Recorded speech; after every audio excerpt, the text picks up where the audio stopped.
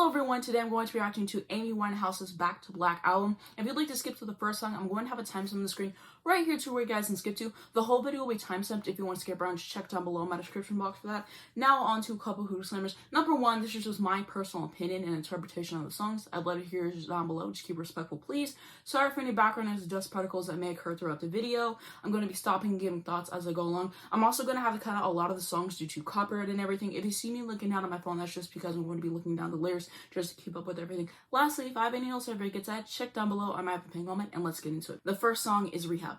They tried to make me go to rehab. I said no. Yes, I've been back, but when I come back, no, I ain't got the time. And if my daddy thinks I'm fine, they try to make me go to rehab. I won't go. I'd rather be at home with Ray. I ain't got 17 days. 'Cause there's nothing that you can teach me.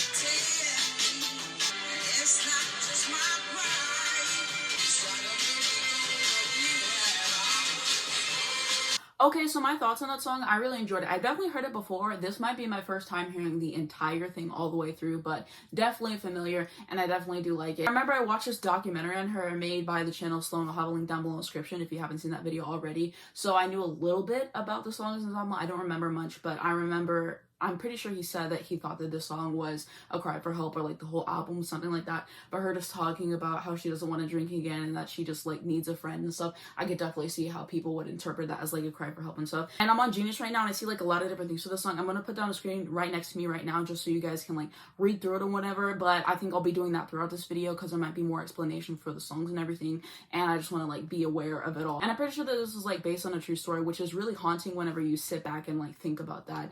And that's definitely something that I want to say. But I think it's catchy enough. I like the writing on there, and it's just interesting how even though it's about such a dark matter, whatever, it's still playful. Like you can still enjoy yourself listening to it. Now to track 2, You Know I'm No Good.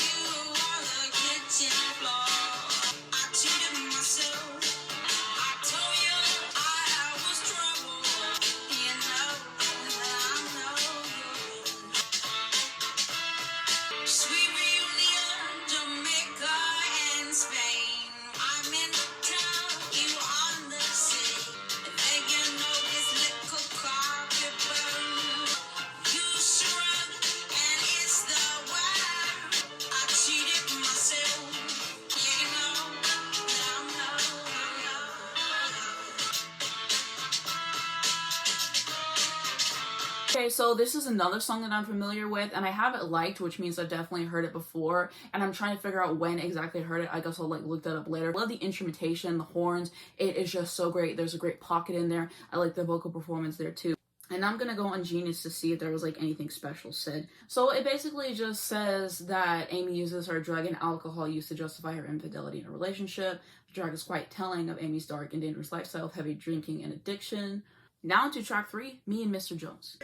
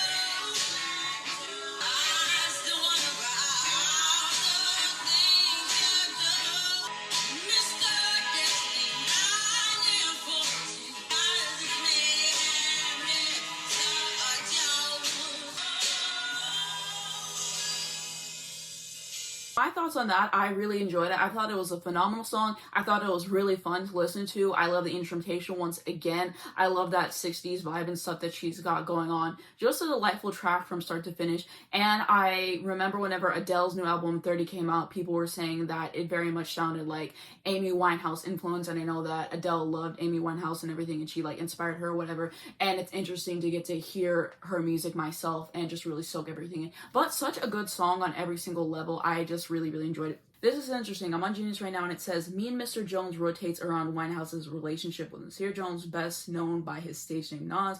Winehouse once revealed that this song was one of her favorites to perform live. And it says they first crossed paths in like the early 2000s and stuff. And wow, this is really interesting. That's why I always love knowing behind the scenes of tracks and stuff, because whenever you listen to it, you wouldn't think it would be about this. But now everything's tracking up. So yeah, what a cool little song. And then this is like something from like the documentary and stuff, so I'll have that on the screen too. Now to track 4, Just Friends.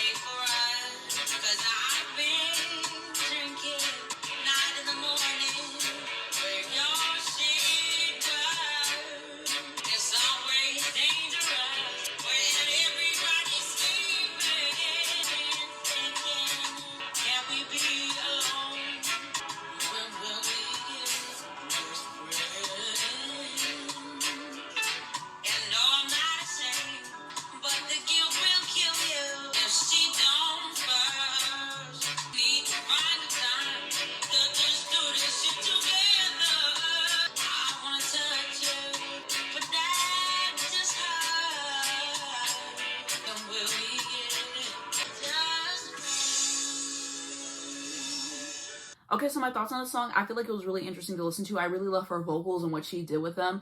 I thought that that was very nice. And I also love the instrumentation once again, the horns. I'm pretty sure there's some saxophone in there as well. Just what a treat. And just everything going on there worked together. And then on Genius about the song, it says that like a producer of it said the following about the track. I really started to feel the soul and where she was going with this, and that she was taking a dig because she was hurt. And it was all like, well, the guilt will kill you if she don't first. I'll never love you like her. Basically, your wife is really who you should be with. So where are we going with this? We don't even have time to make this work. When will we get the time to just be friends? And that's where the Just Friends title took over from I've Been Drinking, because it's almost like the drunk truth came out, which is really interesting, giving more insight and stuff. Now to track 5, the title track, Back to Black.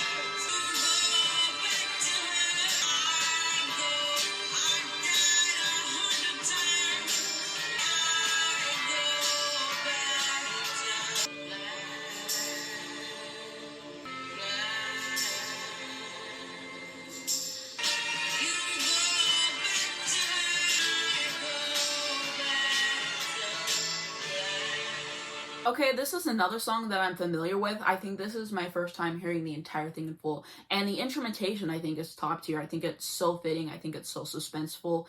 And I think it just really adds to an already great song. The lyrics are definitely more introspective and stuff. And I think it's basically just like about like a toxic relationship and stuff.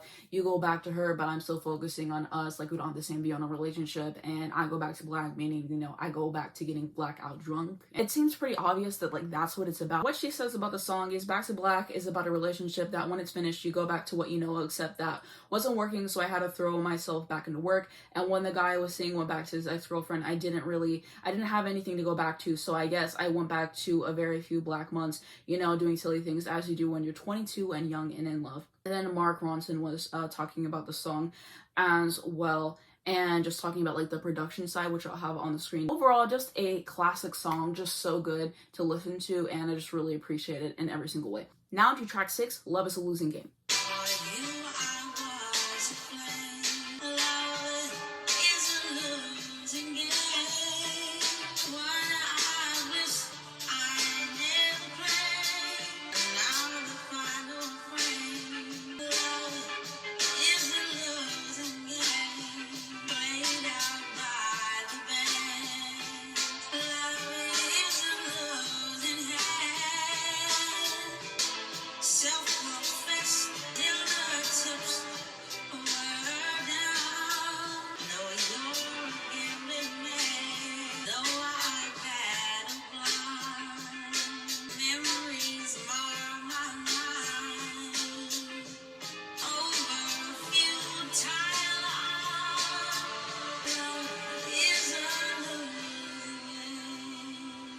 Okay, so my thoughts on that song, I really enjoy it. I think that there's some interesting chord progressions and then just the sentiment, which is pretty similar all throughout, just saying like the challenges of love and going through and feeling like it's kind of like hopeless to like get yourself wrapped up in it. I like the vocals, I like the atmosphere of the song. And now I'm looking at the song and Mark Ronson is just talking more about like their production side and like why they produced it the way they did, which I think is really interesting. Now to track 7, Tears Dry on Their Own.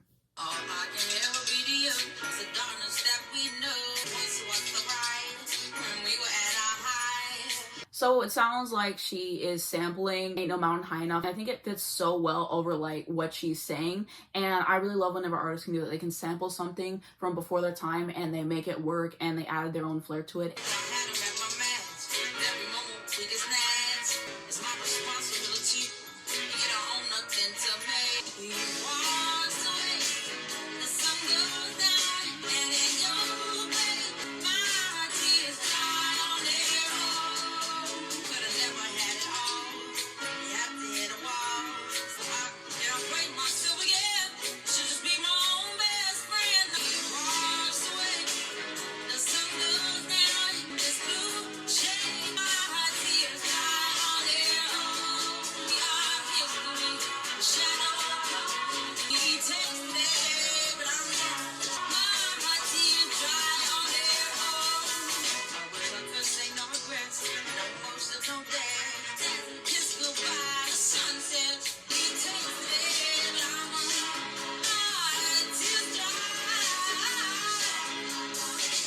Okay, so my overall thoughts on the song, I found it to be really powerful, really intriguing to listen to all the way throughout. I think it's really quite funny how they're sampling Ain't No Mountain High Enough and then the lyrics kind of contradicts what the original does. I think that that's just like funny in itself, and I just really love how it made me feel listening to it, especially the lyrics were world class, just such a good song. And I'm reading about it on Genius, and it says, during an undated interview with BBC, Winehouse described this song as, I was with someone that I couldn't really be with, and I knew it wouldn't last, but I think because I knew it couldn't last, it's kind of like saying, I'm upset, but I know I'll get over it, I guess. The track also samples Martin Gaye and Tammy Terrell's 1967 Ain't No Mountain High Enough. While the song was originally a much slower tempo, Remy was able to picture the song having a more upbeat Motown tempo after hearing the original instrumentals to Ain't No Mountain High Enough. Remy also revealed during the 2015 BBC Amy Winehouse Back to Black documentary that one of the hardest moments of creating music with Winehouse was trying to record the upbeat vocals with the new sample he added.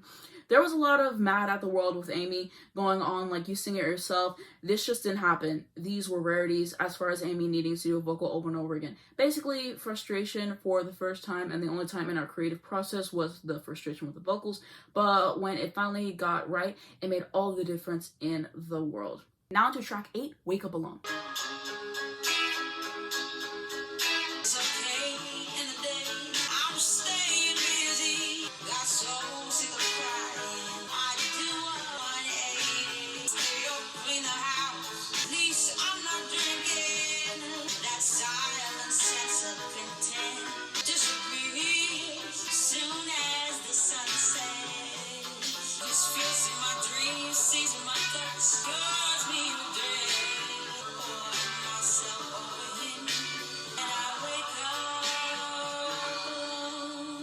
I think she's just saying it's hard for her to get peace, to feel content with herself, because you go to bed and you are just trying to sleep, you're trying to relax, you're trying to just forget all of your problems at the moment and just go somewhere else. And she's saying, even when I go to sleep, everything doesn't go away. There's something still haunting me. I think sometimes whenever you're just facing a lot of struggles and you try to like run away from them, you can, because they will always find you. And I think that's basically what she was trying to say.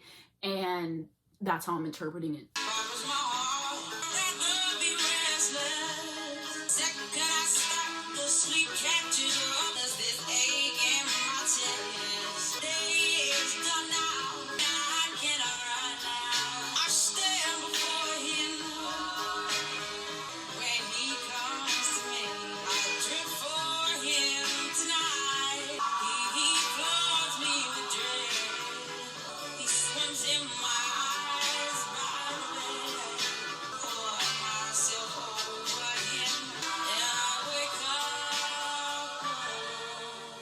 Okay, so my thoughts on the song, I really enjoyed it. I love the instrumental. There was something that felt so warm about it, and I just really appreciate her honesty in this track, detailing her struggles and everything that she's going through. And just the way that she can do it so poetically and beautifully is definitely such a feat, and just shows how talented of a songwriter that she was.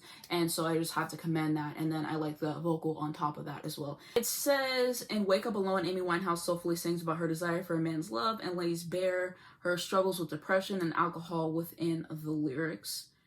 And Winehouse describes being deeply in love with a man and being unable to control her intense feelings for him even after a breakup. The man she sings about is presumably her then on-again / off-again boyfriend, Blake Fender Civil, who is known to have a tumultuous relationship with Winehouse. And Mark Ronson again talking about the process it took to record the song and everything. I'll have it on the screen next to me. Down to track 9, Some Unholy War.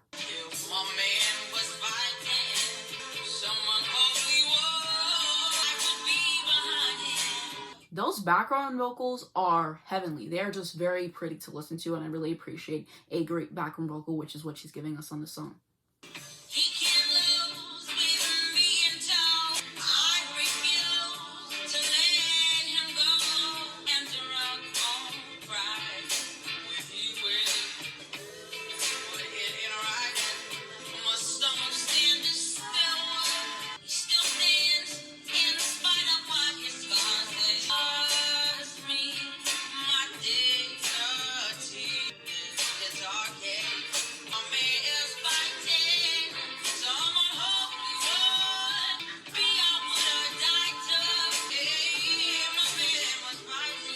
So my thoughts on the song, I feel like it was short and sweet. Like I was saying earlier, I really appreciated the background vocals there. And I think it's just talking about being dedicated to a relationship to a point where it's unhealthy and it can get really toxic. So it basically just reiterates what I was saying about how she promises her undying commitment to her partner.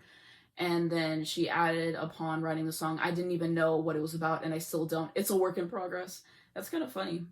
It's more about talking about the production on the track and like a little bit more about it, so I will have that on the screen as well. Now to track 10, He Can Only Hold Her.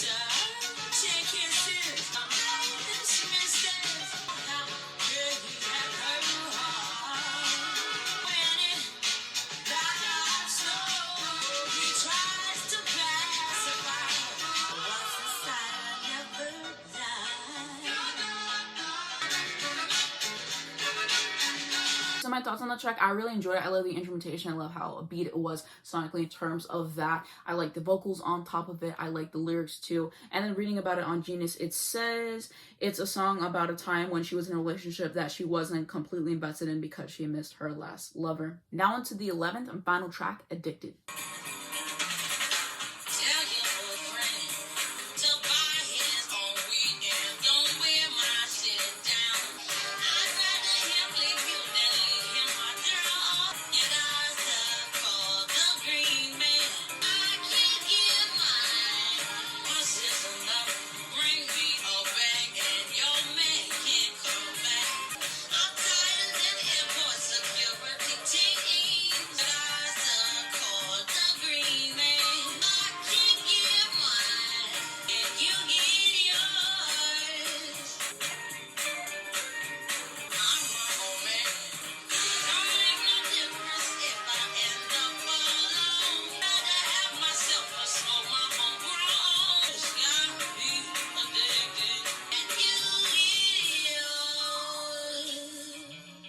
Okay, so my thoughts on that song, I wasn't expecting it to sound like that given what the title was, but it was a nice surprise. It was a pleasant closer. I like what was brought there. I'm pretty sure I heard some flute in there. I really like the instrumentation once again, and just a light track to end everything off with, in my opinion. I wanted to share my favorite songs on the entire album with you guys based on my first listen. So I think that Me and Mr. Jones is my favorite song off the entire thing. I just remember absolutely loving that one, and the backstory behind it is quite interesting too. So I'm going to say that one. Back to Black is definitely a classic. It has to be on there. Tears Dry on Their Own is also going to be on there. And then Wake Up Alone, I believe, is going to be on there as well. I'm pretty sure those are the ones that I enjoyed the most based on my first listen. Of course, as I listen to the album more, my opinions can change, whatever. I wanted to discuss my overall thoughts on this album.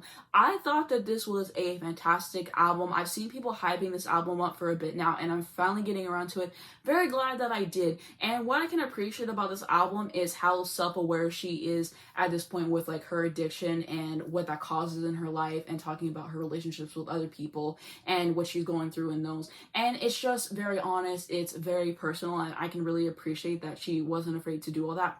And also the instrumentals are very compelling too, like I was talking about. More of a jazzy vibe, more of a 60s vibe, but I absolutely appreciate that. Of course, I love whenever artists can do that and incorporate it well. And I just really appreciate her style, and it's interesting to see who she's like influenced in terms of Adele, like I was speaking about earlier. So that's definitely something to know. I think that she's a talented songwriter once again. I think that she's a gifted singer, and it was just an interesting record to listen to. I also appreciate, even though the subject matter is often dark, how she's still able to have the playful instrumentation and just to be so self-aware and just make it an enjoyable experience overall. And I believe that this is her sophomore album too, so definitely going to be added to my favorite sophomore albums of all time. I really liked every single song on this thing. I'm very glad that I finally got the chance to listen to it, and she definitely deserved better than she got in her life from what I'm remembering about the documentary and everything. But this album definitely shows how talented of a musician that she was, and just want to give her flowers here and everything.